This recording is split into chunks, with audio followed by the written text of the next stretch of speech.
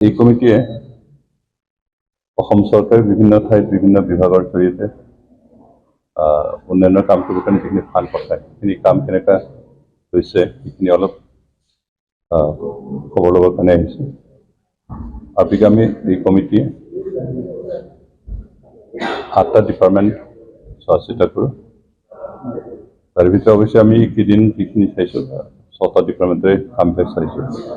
তাৰ ভিতৰত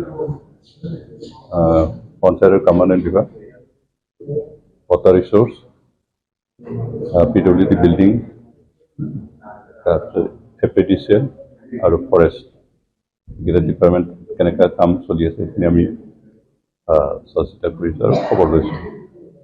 আজি বিশ্বনাথ জিলাত কেইবাটাও স্কিম আমি চালোঁ আৰু যিখিনি চাইছোঁ ঠিকেই হৈছে। আমাৰ বিভাগীয় বিষয়াসকলে সেইমতে কাম কৰিছে আৰু ক'ৰবাত যদি কিবা সৰু সুৰা ভুল আছে সেইখিনি কাৰেকশ্যন কৰিবৰ কাৰণে আমি তেখেতসকলক পৰামৰ্শ দিছোঁ।